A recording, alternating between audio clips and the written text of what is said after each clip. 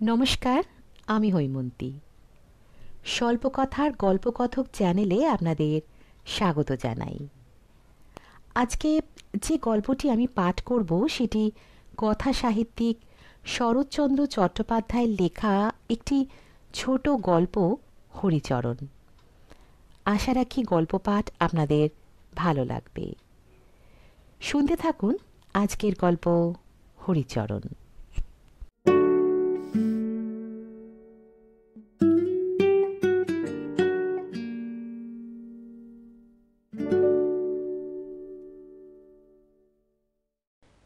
সে আজ অনেক দিনের কথা, প্রায় 10-12 বৎসরের কথা।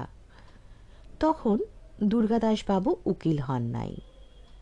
দুর্গা বন্দ্যোপাধ্যায়কে তুমি বোধহয় ভালো চেনো না। আমি বেশ চিনি। এসো, তাহাকে আজ পরিচিত করিয়া দিই।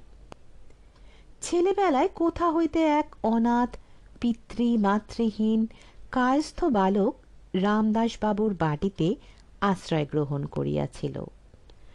সকলেই বলিত ছেলেটি বড় ভালো, বেশ সুন্দর বুদ্ধিমান চাকর। দুর্গাদাসবাবুর পিতার বড় স্নেহের ভৃত্য। সব কাজকর্মই সে নিজে টানিয়া লয়। গরুর জাপ দেওয়া হইতে বাবুকে তেল মাখানো পর্যন্ত সমস্তই সে নিজে করিতে চাহে।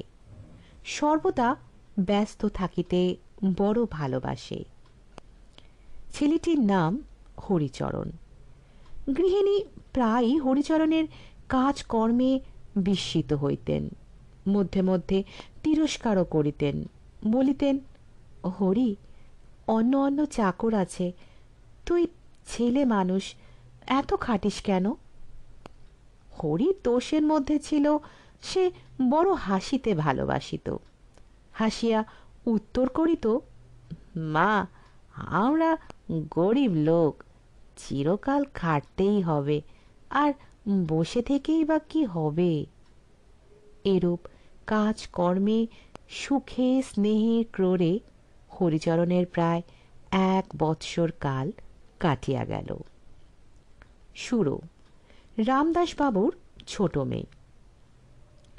সুরোর বয়স এখন প্রায় 5-6 বৎসর।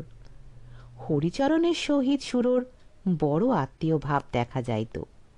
যখন দুগ্ধপানের নিমিত্ত গৃহিণীর সহিত সুরো দ্বন্দ্বযুদ্ধ করিত, যখন মা অনেক অযথা বচসা করিয়াও এই ক্ষুদ্র কন্যাটিকে স্বমতে আনিতে পারিতেন না, এবং দুগ্ধপানের বিশেষ আবশ্যকতা ও তাহার অভাবে কন্যারত্নের আশু প্রাণ বিয়োগের আশঙ্কায় শঙ্কান্বিত হইয়া ভীষণ ক্রোধে সুরবালার গণ্ডদ্বয় বিশেষ টিপিয়া ধরিয়াও তাহাকে দুধ খাওয়াইতে পারিতেন না, তখনও হরিচরণের কথায় অনেক ফল লাভ হইত।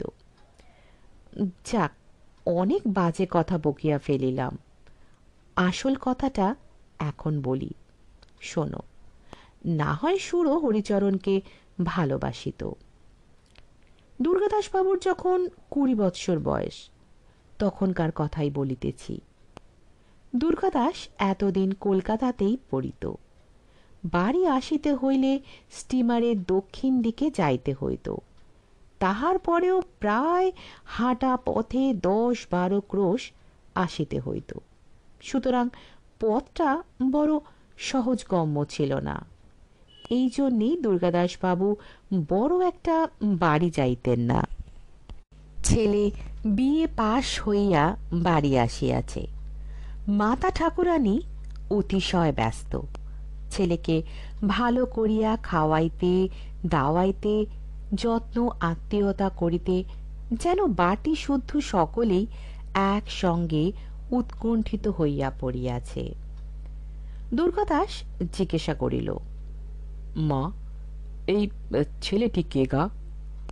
মা বলিলেন, এটি একজন কায়েতের ছেলে, বাপ মা নেই, তাই কর্তা ওকে নিজে রেখেছেন। চাকরের কাজকর্ম সমস্তই করে, আর বড় শান্ত, কোনো কথাতেই রাগ করে না। আহা, বাপ মানে তাতে ছেলে মানুষ, আমি বড় ভালোবাসি। বাড়ি আসিয়া দুর্গাদাসবাবু হরিচরণের এই পরিচয় পাইলেন। যাই হোক, আজকাল হরিচরণের অনেক কাজ বাড়িয়া গিয়াছে, সে তাহাতে সন্তুষ্ট ভিন্ন অসন্তুষ্ট নহে। ছোট বাবুকে মানে দুর্গাদাসকে স্নান করানো, দরকার মতো জলের গাড়ু, ঠিক সময় পানের ডেবে, উপযুক্ত অবসরে হুকা ইত্যাদি জোগাড় করিয়া রাখিতে হরিচরণ বেশ পটু। দুর্গাদাসবাবুও প্রায় ভাবেন ছেলেটি বেশ ইন্টেলিজেন্ট, সুতরাং কাপড় কোচানো, তামাক সাজা প্রভৃতি কর্ম হরিচরণ না করিলে দুর্গাদাসবাবুর পছন্দ হয় না। আজ দুর্গাদাসবাবুর একটা জাকালো ভোজের নিমন্ত্রণ আছে, বাড়িতে খাইবেন না, সম্ভবত অনেক রাত্রে ফিরিবেন। এইসব কারণে হরিচরণকে প্রাত্যহিক কর্ম সারিয়া রাখিয়া শয়ন করিতে বলিয়া গেছেন। এখন হরিচরণের কথা বলি। দুর্গাদাসবাবু বাহিরে বসিবার ঘরেই রাত্রে শয়ন করিতেন, তাহার কারণ অনেকেই অবগত নহে। আমার বোধ হয় গৃহিণী বাপের বাড়িতে থাকায় বাহিরের ঘরে শয়ন করাই তাহার অধিক মনোনীত ছিল।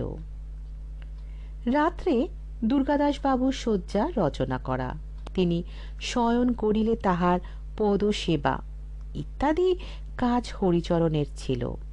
পরে বাবুর রীতিমতো নিদ্রাকর্ষণ হইলে হরিচরণ পাশের একটি ঘরে শুইতে যাইত। সন্ধ্যার প্রাক্কালেই হরিচরণের মাথা টিপ টিপ করিতে লাগিল। হরিচরণ বুঝিল জ্বর আসিতে আর অধিক বিলম্ব নাই। মধ্যে মধ্যে তাহার প্রায় জ্বর হইত, সুতরাং এসব লক্ষণ তাহার বিশেষ জানা ছিল। হরিচরণ আর বসিতে পারিল না, ঘরে যাইয়া শুইয়া পড়িল।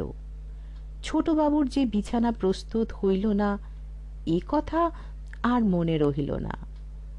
রাত্রে সকলেই আহারাদি করিল, কিন্তু হরিচরণ আসিল না। গৃহিণী দেখিতে আসিলেন হরিচরণ ঘুমাইয়া আছে। গায়ে হাত দিয়া দেখিলেন গা বড় গরম, বুঝিলেন জ্বর হইয়াছে, সুতরাং আর বিরক্ত না করিয়া চলিয়া গেলেন। রাত্রি প্রায় দ্বিপ্রহর হইয়াছে। ভোজ শেষ করিয়া দুর্গাদাসবাবু বাড়ি আসিয়া দেখিলেন শয্যা প্রস্তুত হয় নাই।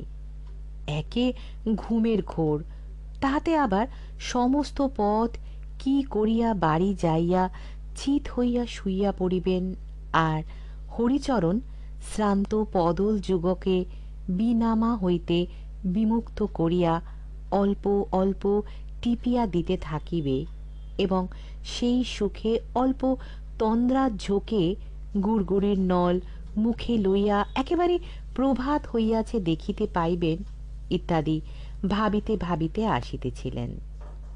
একেবারে হতাশ হইয়া বিষম জ্বলিয়া উঠিলেন। মহাক্রুদ্ধ হইয়া দুই চারিবার হরিচরণ, হরে হরে ইত্যাদি রবে চিৎকার করিলেন, কিন্তু কোথায় হরি? সে জ্বরের প্রকোপে সংজ্ঞাহীন হইয়া পড়িয়া আছে।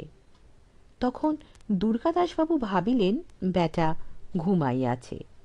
ঘরে গিয়া দেখিলেন বেশ মুড়ি দিয়া শুইয়া আছে।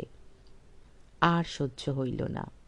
ভয়ানক জোরে হরির চুল ধরিয়া টানিয়া তাহাকে বসাইবার চেষ্টা করিলেন, কিন্তু হরি ঢলিয়া বিছানার ওপর পুনর্বার শুইয়া পড়িল। তখন বিষম ক্রুদ্ধ হইয়া দুর্গাদাসবাবু হিতাহিত বিস্মৃত হইলেন। হরির পিঠে সবুট পদাঘাত করিলেন। সে ভীম প্রহারে চৈতন্য লাভ করিয়া উঠিয়া বসিল। দুর্গাদাসবাবু বলিলেন, কচি খোকা ঘুমিয়ে পড়েছে, বিছানাটা কি আমি করব? কথায় কথায় রাগ আরো বাড়িয়া গেল। হস্তের বেত্র যষ্ঠী আবার হরিচরণের পৃষ্ঠে বার 2-3 পড়িয়া গেল।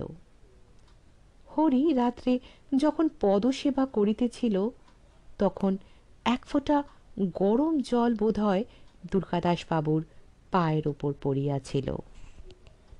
সমস্ত রাত্রি দুর্গাদাসবাবুর নিদ্রা হয় নাই। এক ফোঁটা জল বড়ই গরম বোধ হইয়াছিল। দুর্গাদাসবাবু হরিচরণকে বড়ই ভালোবাসিতেন। তাহার নম্রতার জন্য সে দুর্গাদাসবাবুর কেন সকলেরই প্রিয় পাত্র ছিল।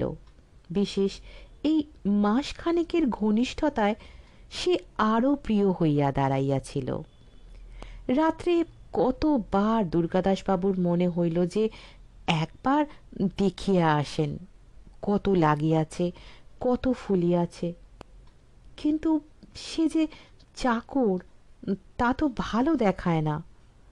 কতবার মনে হইল একবার জিজ্ঞাসা করিয়া আসেন জ্বরটা কমিয়াছে কিনা, কিন্তু তাহাতে যে লজ্জা বোধ হয়। সকালবেলায় হরিচরণ মুখ ধুইবার জল আনিয়া দিল, তামাক সাজিয়া দিল।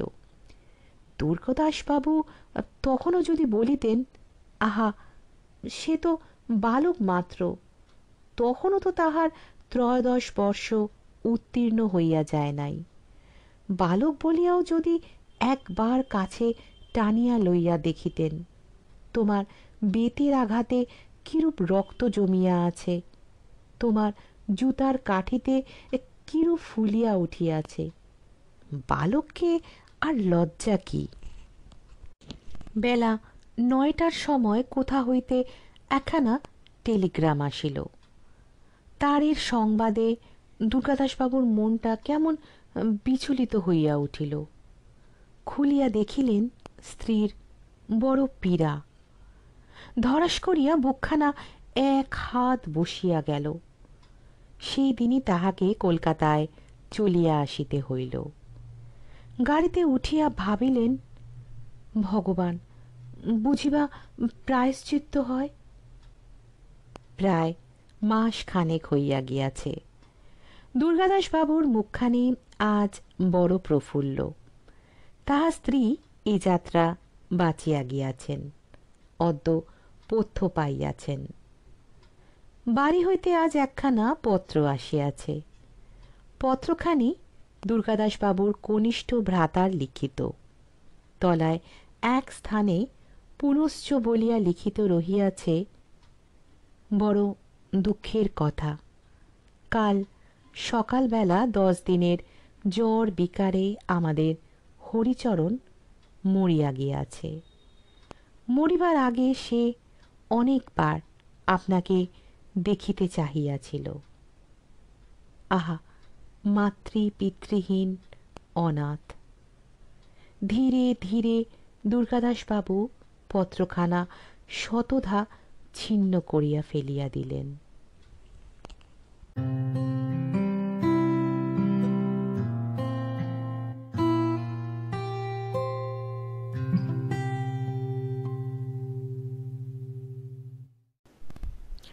শুনছিলেন আজকের গল্প হরিচরণ।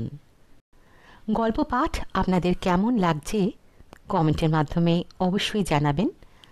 আর যদি গল্প পাঠ আপনাদের ভালো লেগে থাকে তাহলে লাইক, শেয়ার এবং সাবস্ক্রাইবের অনুরোধ রইল। আজকের মতো এখানেই বিদায় নিচ্ছি। হাজির হব ভিন্ন স্বাদের গল্প নিয়ে পরবর্তী পর্বে। ভালো থাকবেন। নমস্কার।